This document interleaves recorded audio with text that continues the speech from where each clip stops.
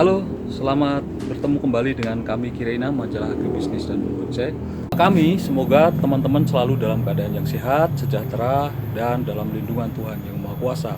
Teman-teman, saya akan share tentang bagaimana membudidayakan pisang agar bisa berbuah lebat dan tentunya tahan dari penyakit. Hari ini saya ada di kebun pisang. Saya akan share kepada teman-teman tentang bagaimana merawat pohon-pohon pisang kita agar bisa berbuah dengan baik dan tentunya tahan dari penyakit.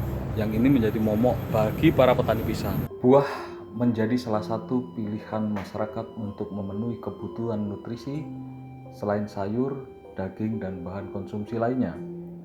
Salah satu buah yang banyak menjadi incaran konsumen adalah pisang karena memiliki nutrisi yang lengkap dan rasa yang enak. Selain menjadi favorit masyarakat, pisang menjadi buah yang tepat untuk dibudidayakan karena mudah untuk dirawat. Petani juga tak memerlukan waktu lama untuk bisa merasakan panen dari buah pisang ini. Keuntungan lainnya selain perawatannya mudah, menanam pisang dapat berhemat biaya pembelian bibit. Karena sekali tanam, maka kita akan mendapatkan banyak bibit atau tunas dari pisang yang kita tanam sebelumnya. Bahkan beberapa petani mendapatkan keuntungan ganda dari menjual buah pisang dan menjual bibitnya sekaligus.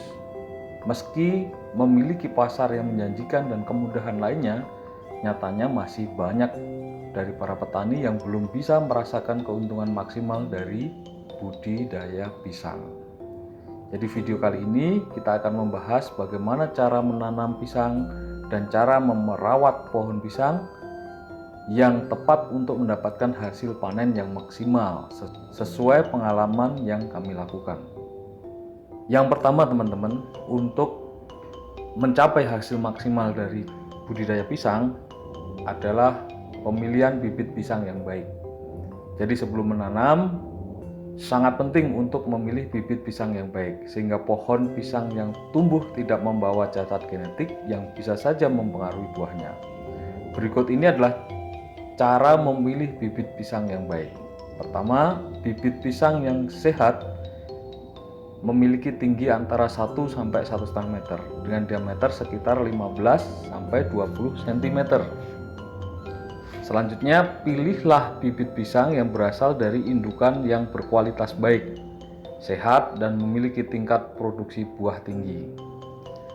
Dalam pembibitan pisang terdapat istilah anakan muda dan anakan dewasa. Maka sebaiknya kita memilih bibit pisang anakan dewasa. Kenapa? Karena biasanya bibit jenis ini sudah memiliki bakal bunga dan cadangan makanan dalam bonggol pisangnya. Kedua, persiapan lahan budidaya pisang. Untuk mendapatkan hasil maksimal, maka meskipun hanya ditanam di halaman rumah, kita perlu mempersiapkan lahan sebelum ditanami bibit pisang. Caranya gimana? Yang pertama, bersihkan dulu gulma pada lahan pisang agar tidak mengganggu pertumbuhan tanaman pisang. Yang kedua, gemburkan dengan cara dicangkul atau dibajak lahannya agar tercipta kondisi media perakaran yang mampu mendukung pertumbuhan tanaman secara optimal dan pertumbuhan organisme tanah. Berikan pupuk pisang dengan menaburkan pupuk kandang. Yang keempat, ini penting, pastikan saluran drainasenya sehingga lubang tanam saat hujan tidak tergenang air untuk menghindari busuk akar ya. Dan yang kelima adalah pastikan di lubang yang akan kita tanami nanti bebas dari bakteri pengganggu dengan memberikan insektisida. Kalau kami biasanya menggunakan furadan, kita tabur furadan. Per lubang tanam kita berikan 1 sendok. Lalu selanjutnya adalah pembatasan jumlah anakan. Nah, jika kita sudah menanam dan pohon yang kita tanam tumbuh dewasa, biasanya dalam satu rumpun itu akan tumbuh beberapa anakan. Nah, beberapa teman memelihara anakan ini dengan tujuan agar hasilnya nanti lebih baik. Tetapi itu sebenarnya salah. Dengan membiarkan anakannya tumbuh dengan banyak, maka konsentrasi tumbuh tidak pada batang utama, tetapi pada anakan tersebut. Sehingga saran kami seperti yang kami lakukan, sisakan saja satu anakan untuk regenerasi jika pohon yang besar nanti sudah dipanen. Jadi sisakan satu anakan, nanti panen anakan ini sudah dewasa. Anakan dewasa tumbuh tunas lagi, sisakan satu lagi. Kecuali teman-teman memang ingin membuat bibit ya, membuat bibit sehingga bibitnya nanti ditanam di lahan yang lain. Nah, tujuannya apa? Tujuannya agar pohon pisang bisa tumbuh secara optimal. Yang keempat, seleksi daun pisang.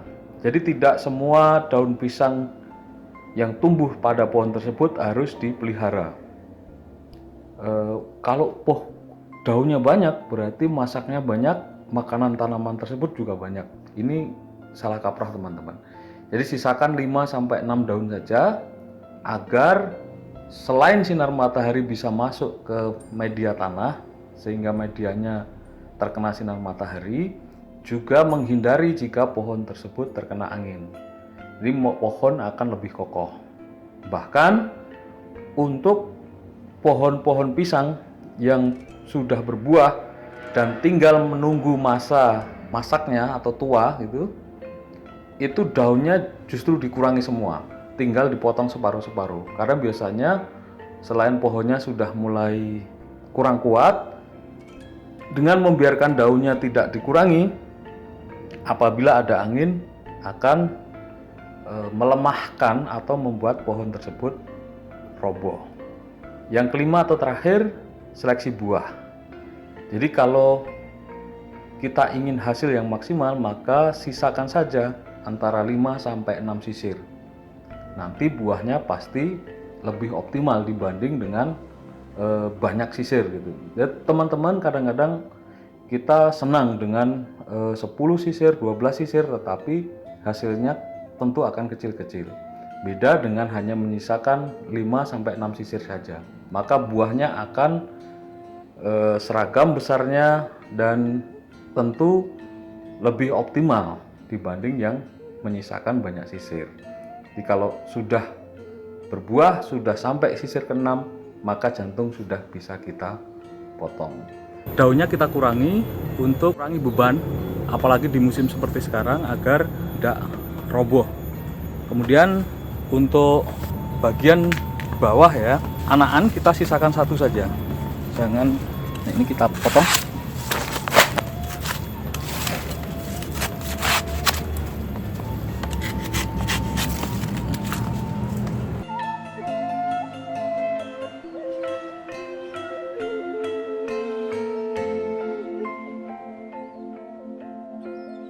Tip yang lain teman-teman, jadi sisakan saja satu anakan. Jadi saya yang anakan yang lain, yang kalau ada itu saya potong dulu. Saya tinggalkan satu, saya pilih yang terbaik. Dan ini akan mempercepat pertumbuhan dan pohon akan terkonsentrasi pada sedikit pohon saja. Akan terkonsentrasi pada pohon yang tertinggal. Lihat, saya hanya menyisakan satu dari setiap pohon yang ada. Jadi anakannya saya tinggal satu, sehingga anakannya pun tumbuhnya sangat dominan, sangat bagus. Jadi anakan lainnya saya hilangkan. Itu tip yang lain. Tip berikutnya teman-teman, pangkas daun-daun yang sudah tidak diperlukan agar matahari bisa masuk ke tanah. Nah, ini tujuannya agar tanah juga terkena sinar matahari. Jadi daun-daun yang sudah tua, sudah layak untuk dipangkas, silahkan dipangkas. Perhatikan juga kebersihan bawah dari tanaman tersebut.